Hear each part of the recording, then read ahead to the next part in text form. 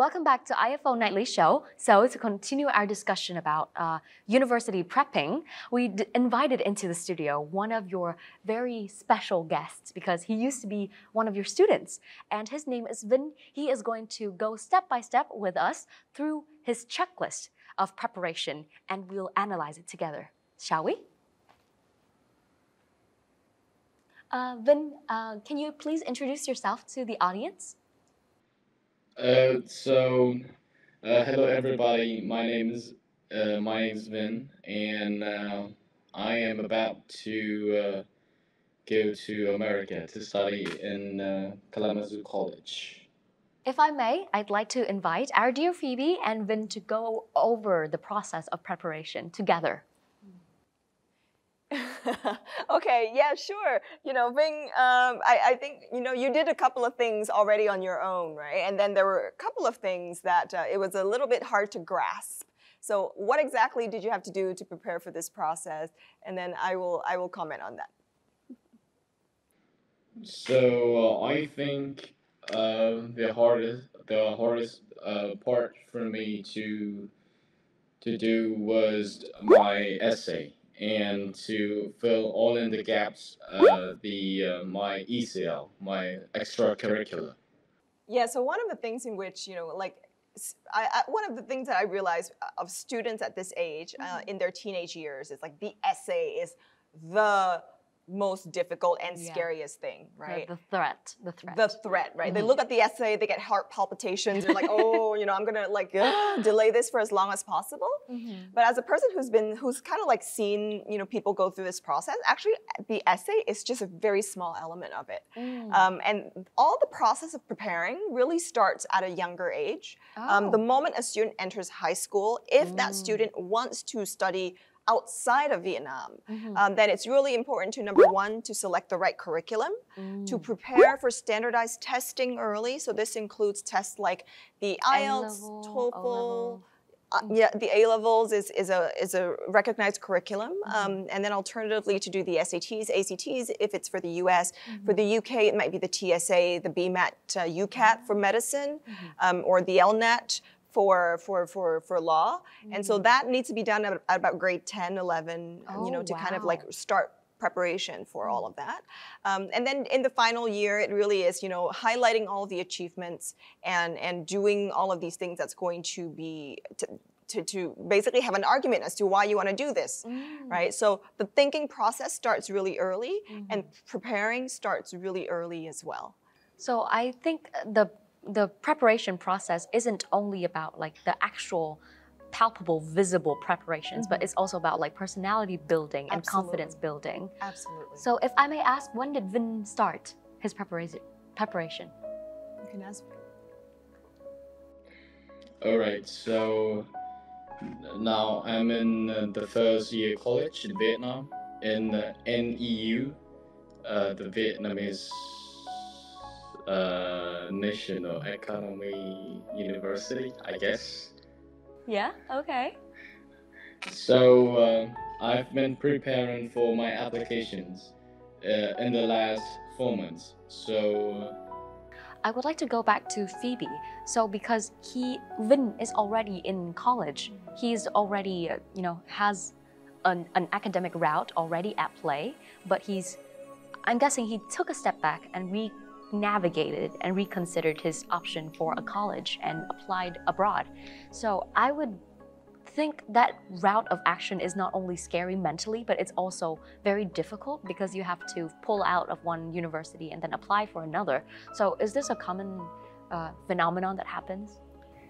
It's a really good question. I think, yes, the natural instinct of, let's say, a person who grew up in Vietnam it's a very scary concept because you have stability, right? People you know, people are in the kind of like survival mindset from the war, in the sense that, you know, we got to have something that is sure. You know, why are we adding risks to our lives? And you know, we're taking a step that you know, like we already have an education. Why go get another one, or why put ourselves through that process? Yeah. And that is fully understandable.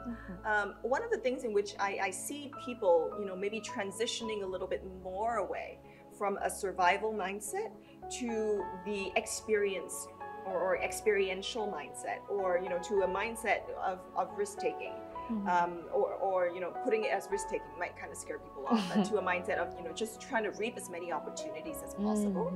And I think opportunities can always be weighed amongst like how is that going to value add to my life, right? And that would be my advice to a lot of people, parents especially. If the children are the people that want to take or do this route, and they're able to actually work out the pros and cons, and like this is what I'm gonna do if things don't work out, I think they should be supported. And I personally fully support them.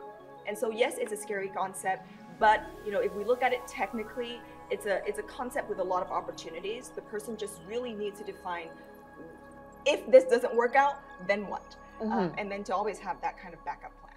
I think university is a very scary time, and change is inevitable. And the more you are able to embrace that change, the more you can see, like you said, opportunities up ahead. And now that we're discussing parents, I would like to ask Vinh, what were your parents' reactions when you told them you wanted to go abroad now that you are already in college? So actually, my parents are now fully support me whatever I do, and they let me to decide whatever I want to do in the future. So when I told them that I want to be studying overseas, they were just wow. So where would you get the money at? Then the simple answer is they will and will never. I know they will support me as well as they can. What lovely parents. But I'm sure in your line of work, you've seen a lot of conflict between parents and your own students.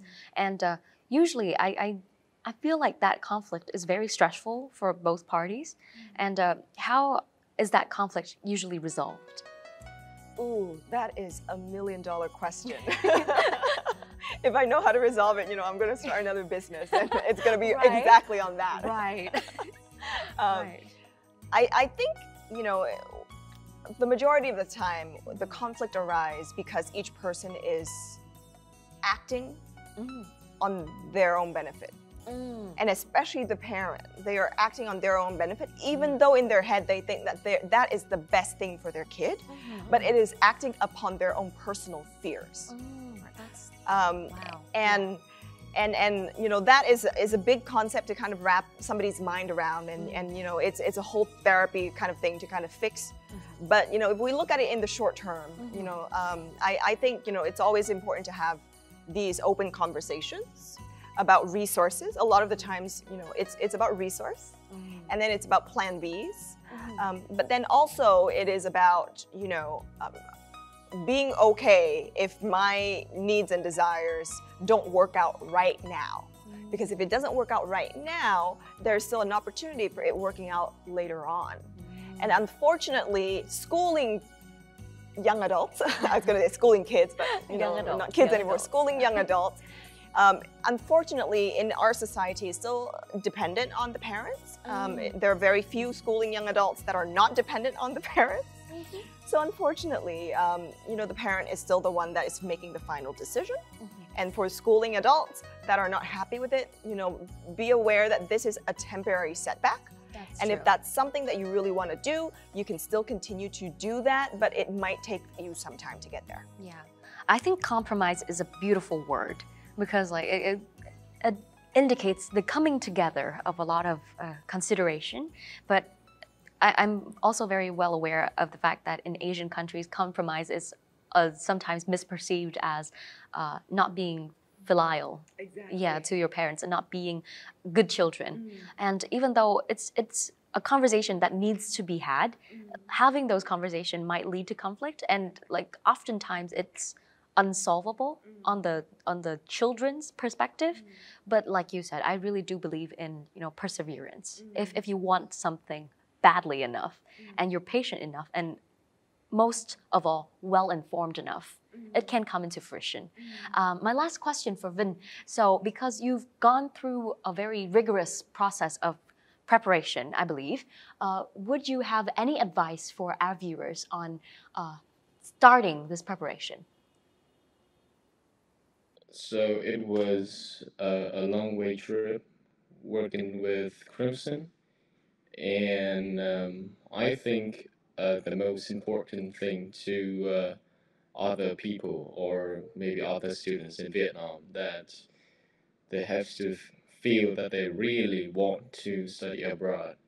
Like myself, like I haven't chosen my